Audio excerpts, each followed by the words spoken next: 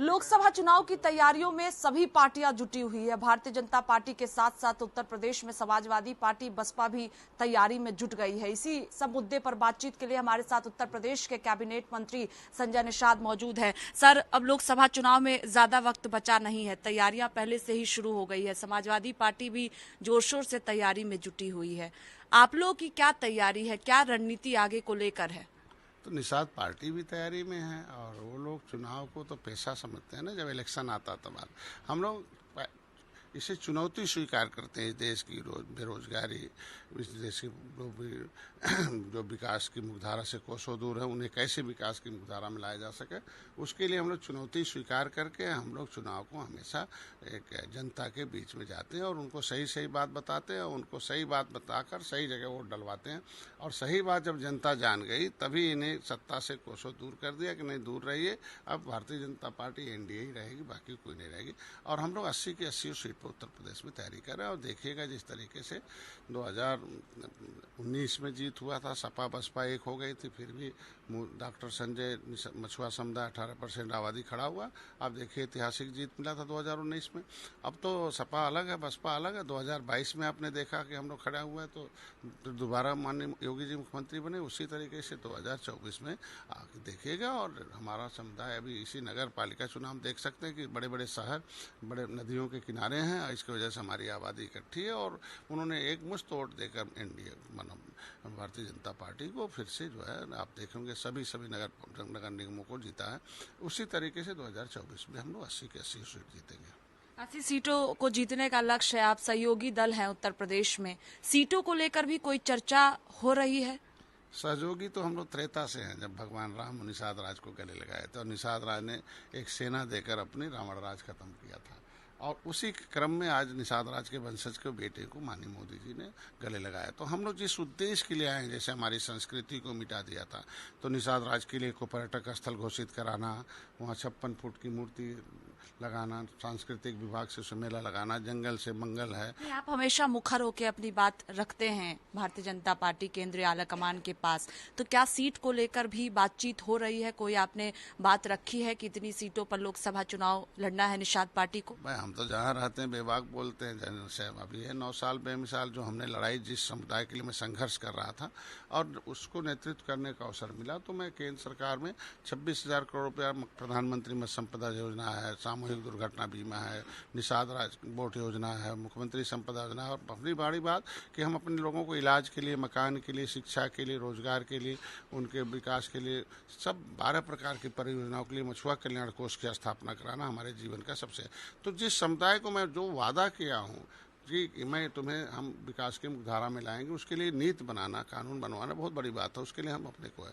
दूसरा कि आज के दिन में कि इनका आरक्षण का मुद्दा मेन जो है वो केंद्र में राज्य में करेगा। और उस निर्णायक दौर में जा रहा कि पहली बार 70 साल में आरजीआई ने एक्सेप्ट किया कि वही केवट मल्ला मझवार हैं और उन्हें सामाजिक न्याय मंत्रालय में सामाजिक न्याय मंत्री जो थे के नारायण स्वामी ने उन्होंने लिखित उत्तर भी दिए। तो मेरा मामला जो आरक्षण का, जो सदियों से कांग्रेस हमारी फाइल गायब कराती थी, हम उनके खिलाफ मुकदमा लिखाते थे, आज मेरी फाइल पर मूवमेंट में आ रहा है, उस पर चर्चा हो रही है। तो आज मोदी जी अगर मेरे जैसे आदमी को बुलाकर हमारे आरक्षण के मुद्दे पर चर्चा करते हैं और ज्ञापन लेके, तो हमारे समाज के लिए गर्व का विषय है। सीट नहीं, जीत चाहिए। आपने देखा होगा 2017 में 1 सीट जीता, 2015 में 15 सीट मिली, 2022 में 15 सीट मिली थी, 11 सीट उसमें से हमने ऐसे ली थी जो कभी भारतीय जनता पार्टी नहीं जीती थी, 9 उसमें जीते।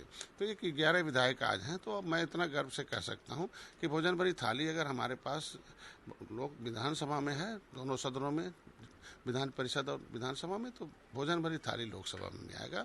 अब कितनी सीटें होंगी, चूंकि अलायंस पार्टनर के साथ और भी हमारे अलायंस हैं, अपना दल भी है, तो साथ में अब जो भी होगा वो बड़े भाई हैं, बुलाते हैं और सम्मानजनक सीटें देकर चलते हैं। इसलिए हम लोग ज़्यादा चिंता नहीं करने की जरूरत है। हम लोग सीट नहीं, जीत के लिए काम कर रहे हैं। तो आने वाले दिनों में सीटों को लेकर जब चर्चा होगी तो भारतीय जनता पार्टी जितनी सीट कहेगी उतनी सीट पर आपकी रजामंदी हो जाएगी या अपनी बात को रखेंगे? लगभग हो ही जाता। सीट में बहुत लफड़े नहीं होते, बस कौन सी सीट कहाँ जीतना हो, अब उनको मालूम हम कितना क्षमता, हम कहाँ जीत सकते हैं और हम कहाँ उन्हें मदद कर सकते हैं। हम दोनों पर चर्चा होती है और निश्चित रूप से उस पर आपने देखा होगा 1-2 दौर की वार्ता होती है, उसमें फाइनल हो जाता है। क्योंकि हम लोग बहुत अपने समाज के हितों की रक्षा के लिए राजनीति कर रहे हैं। राजनीति सीटें मानते हैं उत्तर प्रदेश में 80 सीटों में में जहां पर निषाद पार्टी मजबूत है? आपने देखा 37 सीटें ऐसी जहां हम 3.5 से 4.5 लाख वोट मेरा मछुआ समुदाय का, वो तो मैं एक तरफा जीत के लिए। बाकी अब हमारी जो सीटें हैं उसमें हम 2.5 लाख से 3.5 लाख, कोई ऐसा लोकसभा नहीं जहां हम 80,000 से 1 लाख हों।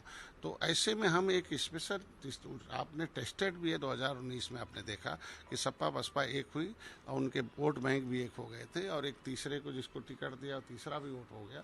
तो ऐसे में हम मछुआ समुदाय के लोग उनके साथ खड़े हुए। आप नगर पालिका में आप देख सकते, नगर निगम में सब जो नदियों के किनारे बड़े बड़े शहर हैं, तो ये इससे हमें एहसास है कि आज के दिन में हम हर जगह भारतीय जनता पार्टी को जीत सुनिश्चित कराने में। लेकिन 37 सीटें हमारे मछुआ बाहुल है, जिस पर हमारे सेक्टर लेवल तक के गठन है और उसमें संगठन है। बाकी जगहों पर हमारे ब्लॉक लेवल तक का गठन है और हर जिले में हमारा ब्लॉक सिस्टम गठन है। इस बार अभी 7 जून को हम लोगों ने धन्यवाद सरकार को 9 साल बेमिसाल धन्यवाद दिया था, निषाद पार्टी की 9 साल बेमिसाल, और देखा कि इस बार हर एक जिले में हमारे अच्छे खासे युवा मोर्चा, महिला मोर्चा, सभी पार्टी के लोग आए और लोगों ने सरकार को धन्यवाद दिया और आपने आरक्षण पर ज्ञापन दिया था। इसलिए हम लोग अपने को गौरवान्वित है कि हर जिले में संगठन मेरा, हम भारतीय जनता पार्टी को मदद करने लायक हो गई। इसके साथ ही कल देर रात ओम प्रकाश राजभर ने उत्तर प्रदेश के मुख्यमंत्री योगी आदित्यनाथ से मुलाकात की है। करीब आधे घंटे तक ये मुलाकात चली है। आपको क्या लगता है 2024 से पहले ओम प्रकाश राजभर बीजेपी में शामिल हो जाएंगे? देखिए, इससे पहले भी माननीय ओम प्रकाश राजभर हमारे बीजेपी के साथ थे। मैं उन्हें बधाई दूंगा, अगर आते हैं तो स्वागत है। अब मुख्यमंत्री हैं, उनसे कोई भी मिल सकता है, वो एक आदमी के मुख्यमंत्री थोड़ी हैं, प्रदेश के सभी लोगों के मुख्यमंत्री और तेजस्वी मुख्यमंत्री हैं और जनता ने उन्हें दोबारा गद्दी पर दिया। तो ऐसे ओम प्रकाश राजभर जी आते हैं तो स्वागत है। अब ओम प्रकाश जी से इतने कहेंगे कि एक साथ रहना चाहिए, और किसी ने सुबह इनको बड़ाई करो, शाम को उनको बड़ाई करो, फिर उनके साथ जाओ, इनके साथ आओ, तटस्थता चाहिए और मर्यादित होना चाहिए, और निश्चित रूप से अगर आते हैं तो स्वागत है। आपको लगता है कि भरोसा ओम प्रकाश राजभर पर किया जा सकता है? क्योंकि कई बार आप ही लोग कहते हैं, अभी आपने ही कहा कि सुबह कुछ और कहते हैं, शाम में कुछ और कहते हैं, तो भरोसा किया जा सकता है? अब भरोसा उनको कायम करके दिखाना है। अब तक का तो जो नियम रहा है, सिस्टम रहा, उस पर तो कोई भरोसा करने के लिए तैयार नहीं है। लेकिन अब भरोसे पर उतरना, खरा उतरना उनका काम है। अगर आते हैं तो हमारे इसे हम सौभाग्य अच्छा है, धन्यवाद देते हैं कि कम से कम हमारी भारतीय जनता पार्टी की जो विचारधारा थी उससे उन्होंने पहले भी सहमत थे और फिर हटने के बाद कहाँ हो गए, तब हमारे साथ थे तो हीरो थे, जाने के बाद हीरो हो गए। फिर जो है, अगर मेरी विचारधारा सहमत है तो आ रहे हैं तो उनका स्वागत है। लेकिन ये तय करना, विश्वास जताना उनका काम है, भरोसा दिलाना उनका काम, चूँकि उनको इस तरीके के, जैसे हम लोग जहाँ हैं जिसके साथ हैं, कभी कुछ बातें हो जाती हैं तो मिल बैठ कर हम लोग तय मतलब बातचीत से हल कर लेते हैं। तो उनको भी चाहिए कि अगर कोई बात होती है तो मिलजुल कर हल तय करें, लेकिन भरोसा को मत तोड़ने की कोशिश करें। एक और आखिरी सवाल है कि समाजवादी पार्टी के राष्ट्रीय अध्यक्ष अखिलेश यादव लगातार लोकसभा चुनाव को लेकर बैठक कर रहे हैं। कार्यकर्ताओं को निर्देश दिया गया है कि मजबूती के साथ चुनाव में आना है। इसके साथ ही जो बीजेपी सरकार की विफलताएं हैं उसको जनता तक पहुंचाना है। किस तरह से इसको देख रहे हैं आप?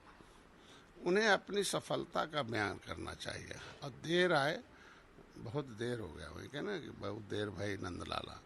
तो ये चीज़ें उनके ऊपर इसलिए कि अब जब माननीय मुलायम सिंह थे तब समाजवादी पार्टी थी, वो अपने पार्टी में अखाड़े के पहलवान पैदा करते थे। अभी क्या हो गया, जब पेड़ सूख जाए तो एक टैंकर पानी डालिए तो हरा भरा थोड़ी होगा। जब जिसकी जड़ सूख गई, अब कितना पानी डालते रहे उसमें कुछ होने वाला नहीं है। अब पहली बात तो ये अखाड़े के पहलवान से लड़ाई नहीं होती है, तो पहले अखाड़े के पहलवान में भाड़े के पहलवान से लड़ाई नहीं होती है। भाड़े के पहलवान क्या है, बेड़ा घर कर रहे हैं, जो चाहते वो बोलते हैं। इधर हिंदुत्व, हार्ड हिंदुत्व, सॉफ्ट हिंदुत्व की बात करते हैं, और उनके भाड़े के पहलवान उधर रामायण के पन्ने फाड़ते हैं। तो ये मतलब एक तय होना चाहिए, एक लाइन पर चलने वाला व्यक्ति। तो ऐसा मुलायम सिंह के समय ऐसा नहीं था, ये समय ऐसा है। तो पहले तो इनको उन भाड़े के पहलवानों को संभालें, नहीं तो फिर जब भाड़े के पहलवान से कौन सी राजनीति होगी। अखाड़े के पहलवान मुलायम सिंह के पास थे, वो जब खत्म हो गए। बहुत शुक्रिया बातचीत के लिए। देखिए, साफ तौर पर कहना है कि लोकसभा चुनाव को लेकर तैयारी पूरी है और उत्तर प्रदेश में 80 में से 80 लोकसभा सीटों पर जीत दर्ज बीजेपी गठबंधन करेगी। कैमरा पर्सन रोहित के साथ स्वाति पाठक, भारत समाचार, दिल्ली।